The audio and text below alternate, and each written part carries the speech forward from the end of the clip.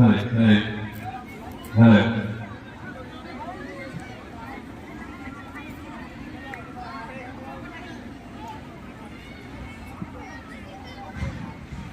प्रकार से सारा बांध कटक समुद्र के पार आ गया। इधर रावण के दूतों में जाकर रावण को बताया कि वो दोनों तपस्वी बानर और भालुओं की सेना इकट्ठी करके समुद्र के पार आ गए।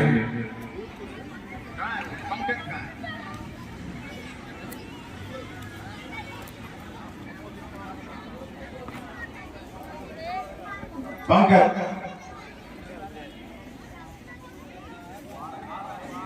वो वहाँ पे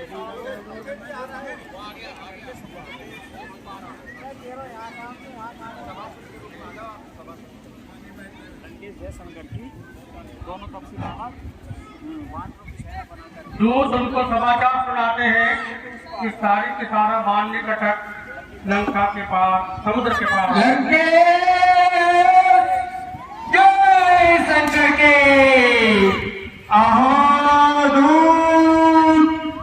जय शंकर की कहो क्या समाचार लाए हो?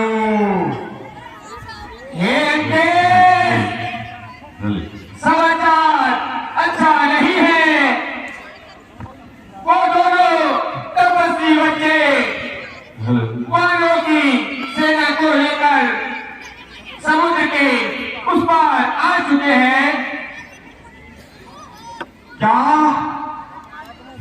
दोनों तपस्वी बड़े फलों को इकट्ठा कर सागर के उस पार आ गया? जी महाराज, सही सुना आपने।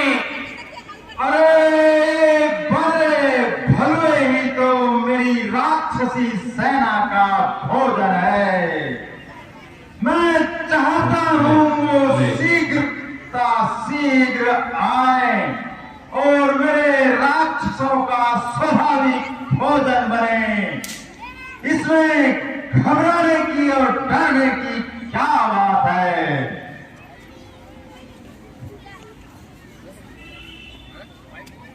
फिर भी शत्रु सेना को कदापि कमजोर नहीं आंकना चाहिए। अरे मेरे बहादुर राक्षसों, मेरे वीरों शूरवीरों, देखो देखो वैरी सागर के उस पार एकत्र हो गया है। सागर के उस पार इकट्ठा होकर युद्ध की तैयारी कर रहा है। अरे मेरे बुद्धिमान सभासदों, मंत्रीगणों, तुम कुछ ऐसा उपाय बतलाइए जिससे शत्रु दल को युद्ध में परास्त किया जा सके। लंकेश, अगर आपकी अनुमति हो तो मैं कुछ कहना चाहूंगा। मेरे बुद्धिमान मंत्रीगण, कहिए। लंकेश,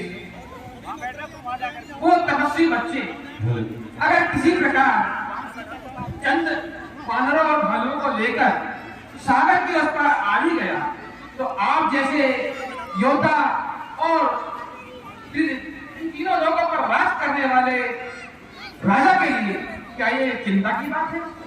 आप तो जानते हैं 100 योजन लंबा समुद्र पार करना, और वो भी वानर और मानव के लिए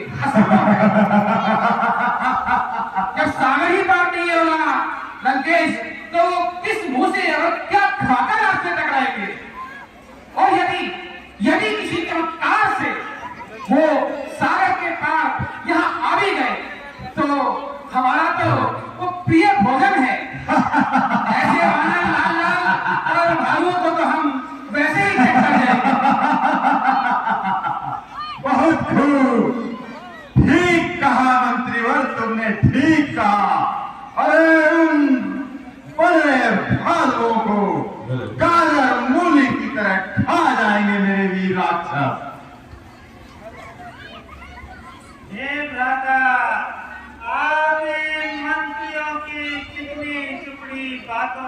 क्यों आ रहे हैं? लगता है हे बेटा, जहाँ सुमति है वहाँ संपत्ति रहती है, लेकिन जहाँ कुमति है वहाँ विपत्ति रहती है। मुझे लगता है इस समय लंका पर कुमति छाई हुई है। हे भ्राता, मैं आपको प्रणाम करके और इस लंका नगरी को बचाने की गुहार करता हूँ। हाँ हाँ भ्राता विभीषण, आप भी मेरे मतिवान मंत्री हैं। ना केवल मंत्री हैं, मेरे अनुज भी हैं। तुम नीति निपुण हो, परंतु भ्राता विभीषण ध्यान से कहिए, आप क्या कहना चाहते हैं? हे भ्राता, आप जिनको सामान्य तपस्वी समझ रहे हैं, वो साक्षात नर और नारायण है। हे भ्राता, ये जानकी माता अपने जानकी प्यासी है। हे भ्राता, मेरी सम्मति में आप माता जानकी को वापस कर दे। विभीषण!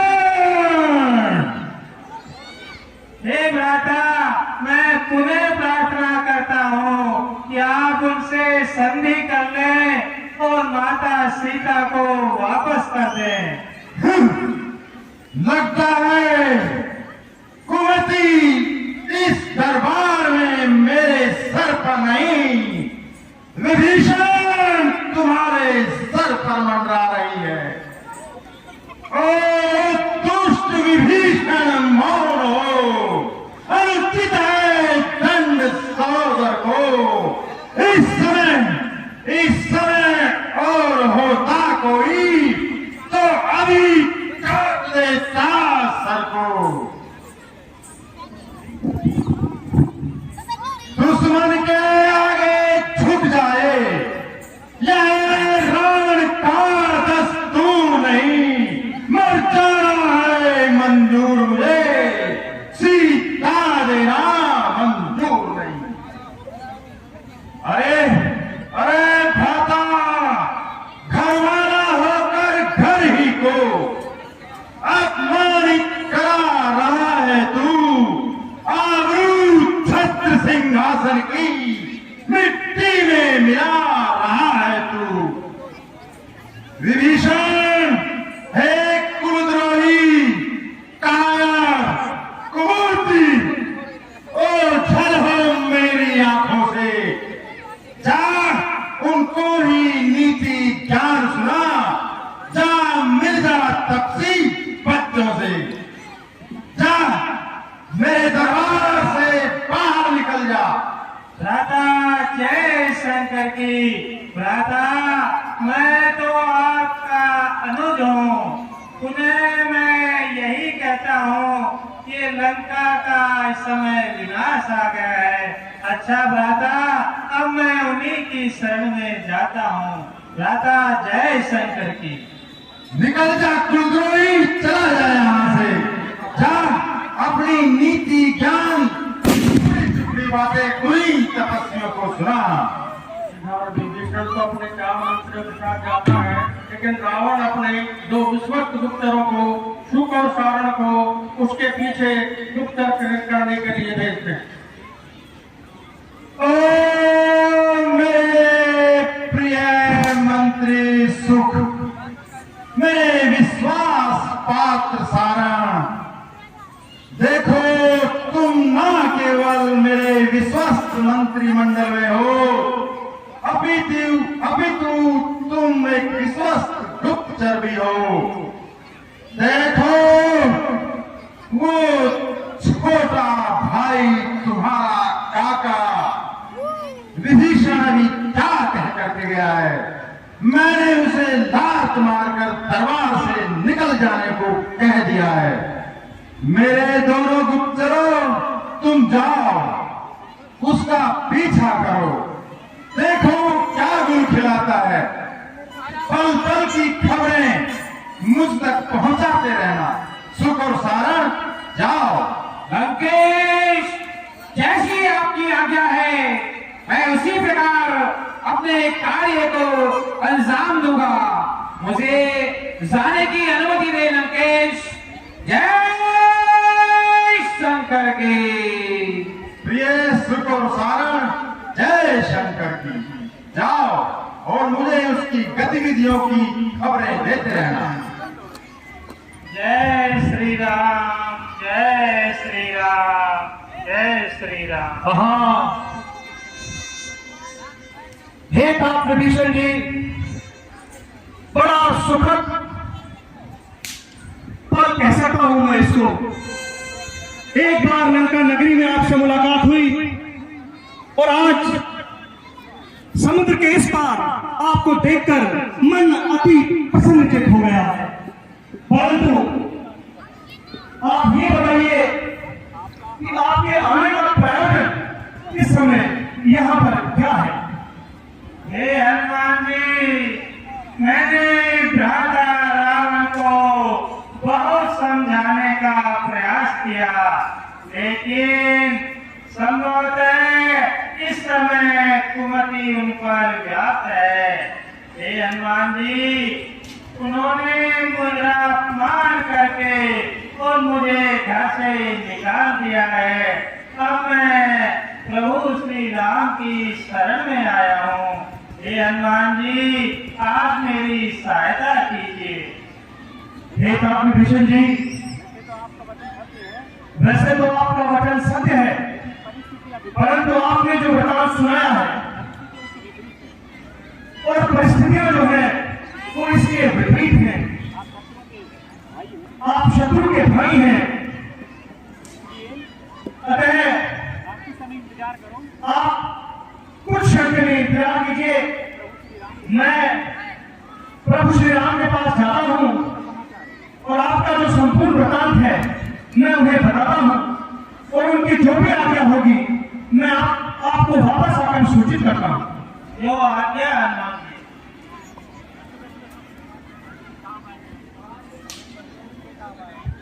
हे प्रभु, द्वार पर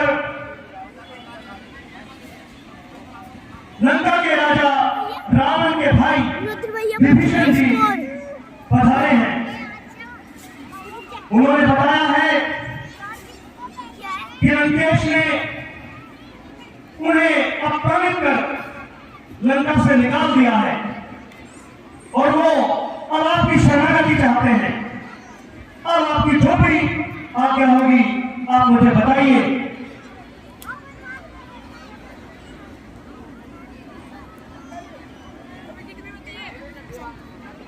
हे तात हनुमान, देखो विभीषण रावण का भाई है और फिर इस समय हमारी उनसे शत्रुता है।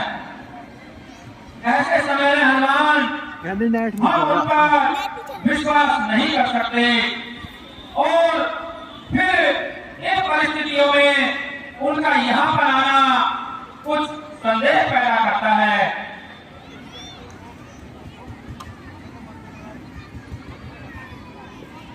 हनुमान, मुझे लगता है कि विभीषण को बंदी बनाकर कारागार में डाल देना चाहिए।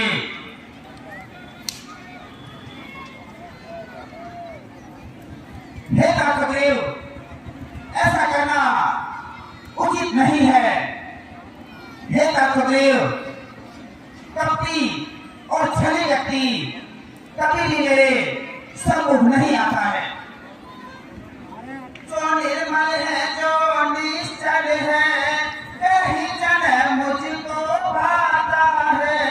चालाक पाखंडी दूध छली कब मेरे सम्मुख आता है। जब सलीब शरणागत होगा तब से उसे ढकूंगा मैं। फिर महापात भी होगा तो उसको न कदापि तजूंगा मैं। यदि शरण आ रहा है मेरी तो अपना कर रखूंगा मैं। अपने समीप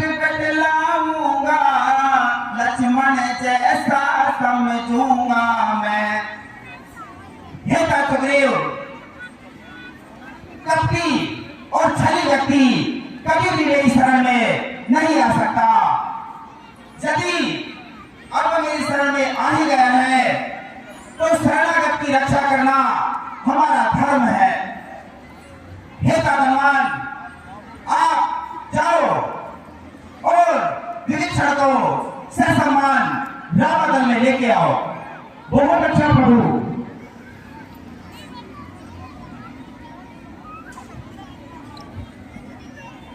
हे राम विभीषण जी, प्रभु श्री राम को मैंने पूरा बता दिया है और उन्होंने ससम्मान आपको रामादल में आमंत्रित किया है। चलिए। जो आज्ञा राही माँ, राही माँ, राही माँ, राही माँ। आओ लंकेश, आओ आओ लंकेश, राही माँ। रामदल में आपका स्वागत है। हे प्रभु, आप ये क्या कह रहे हैं? मेरे तो आज जन्म जन्म के कोई पुण्य उदित हो गए हैं जो मैं आपके साकार स्वरूप का दर्शन कर रहा हूँ। प्रभु, मैं तो आपकी शरण में आया हूँ, आप मेरी रक्षा करें। हाँ डॉक्टर विभीषण, आइए। आज मैं स्वयं समुद्र के जल से आपका राज्याभिषेक करूंगा। हे हनुमान, आप शीघ्र जाइए और समुद्र का जल लेके आइए। बहुत अच्छा प्रभु। जो लंका का राज शंकर भगवान को अपने दसों से चढ़ाकर राम को मिला था, भगवान ने संकोच के साथ विभीषण को समुद्र का जल बना करके लंकाधीश बना।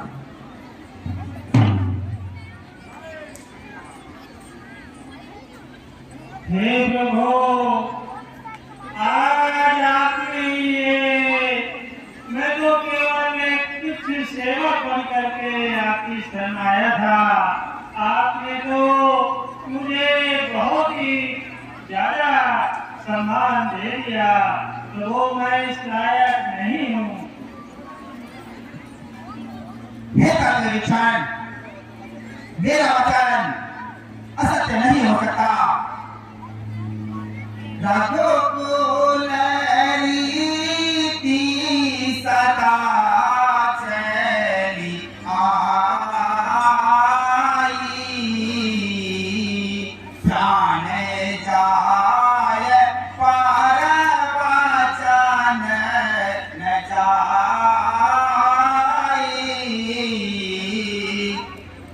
हे डॉक्टर विभीषण, मैंने आपको लंकेश्वर कह के संबोधित किया है, तो मैं आपको लंकेश्वर ही बनाऊंगा।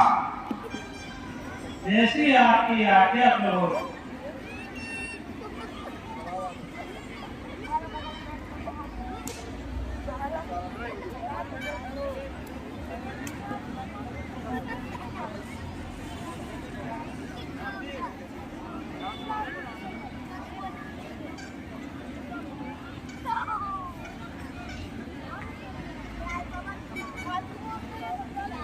हे डॉक्टर विभीषण, अब आप ही बताइए, अब हमें आगे कैसे पाँव बढ़ाना चाहिए? यह 100 योजन का समुद्र हम किस प्रकार पार कर सकते हैं? आप ही हमें कोई युक्ति बताइए। हे प्रभु, वैसे तो आपके कुटीर में हजारों ऐसे बाण हैं जो एक ही बाण में सारा समुद्र सुखा सकते हैं, लेकिन प्रभु ये समुद्र आपके पूर्वज हैं और आपके द्वारा ही इसकी मर्यादा बनी हुई है।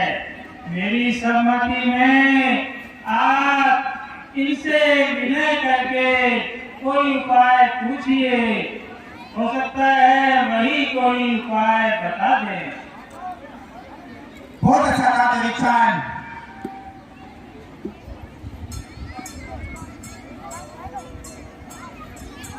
हे डॉक्टर विभीषण, अब हमें समुद्र से अनुनय विनय करना चाहिए। हे भैया, जो कार्य शीघ्र ही करना हो गान विनय की बातों से ही नहीं निकलता, सीधी या खड़ी उंगलियों से। चढ़ जाए धनुष पर बाण जबी तो उसका गर्व हरण होगा, फिर सागर हो या महासागर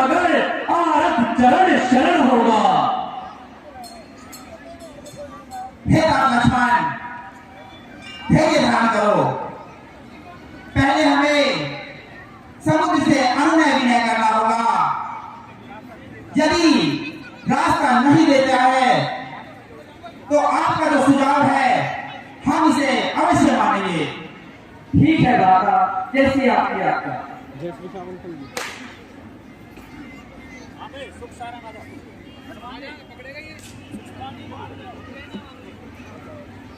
भगवान राम समुद्र से विनय करने के बैठे हैं। इसी बीच हनुमान जी रावण के द्वारा भेजे हुए शुक और सारण को, जो बानर के रूप में, गुप्तचर के रूप में रामायण के अंदर घूम रहे थे, उनको पकड़ कर ले आते हैं और भगवान राम को सामने उनके बारे में बताते हैं।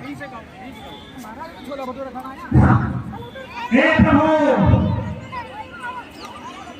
ये रावण के कुछ दूत जो है वो मुख्य द्वार के पास छुपे हुए थे। मैंने इन्हें ढूंढकर आपकी सेवा में प्रस्तुत किया है। बताइए इनके साथ कैसा व्यवहार किया जाए। हे प्रभु, हम कोई गुप्तचर नहीं, हम तो यहाँ चहलकर देखकर छोले भटूरे खाने हैं महाराज। हमको तो ऐसे ही पकड़ लिया रास्ते में से।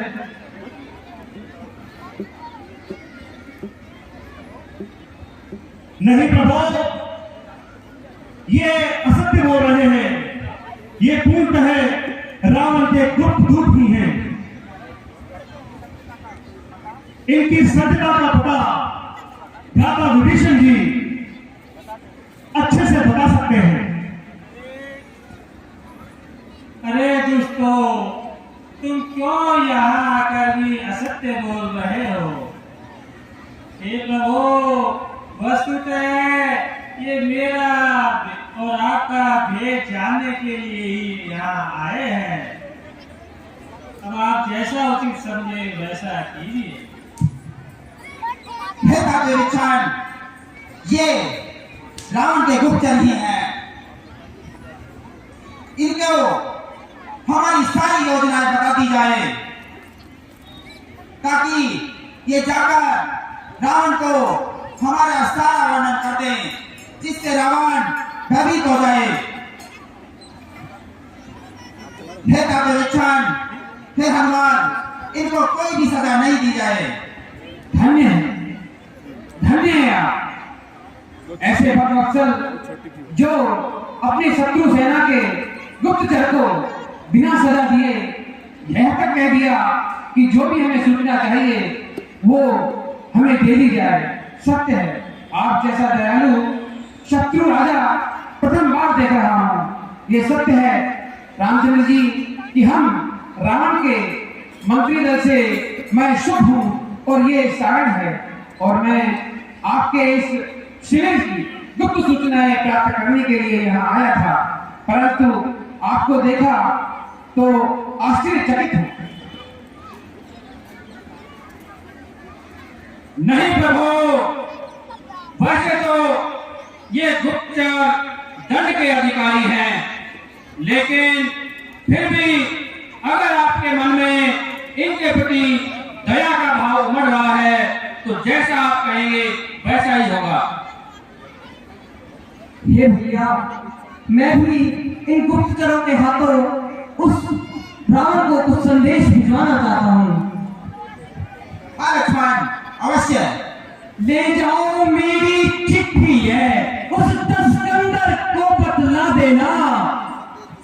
कुछ संदेश जुबानी भी अभिमानी को समझा देना। जो आंखों के रहते अंधा है, वो बीज जहर का बोता है। चोरी से हटकर पर नारी अब रण में सम्मुख होता है। इस उल्टी मत के कारण ही लंका की सत्यानाशी है। ये बारंबार बतला देना, जानकी जानकी प्यासी है। ये लो और दे देना उसे। जी लक्ष्मण जी, मैं आपकी ये संदेश पत्रिका लंकेश तक अवश्य पहुंचाऊंगा। अब मुझे जाने की अनुमति दीजिए। जाओ जाओ गुप्तचरों, जाओ और ये लक्ष्मण का आदेश, ये संदेश भी उन्हें पहुंचा देना। जी महाराज, आपकी मानता की जय हो। जय श्री राम। आओ सर। इस प्रकार शुभ और सारण लक्ष्मण जी के द्वारा दी हुई पत्रिका को लेकर लंका में जाते हैं और भगवान राम विभीषण जी के परामर्श के अनुसार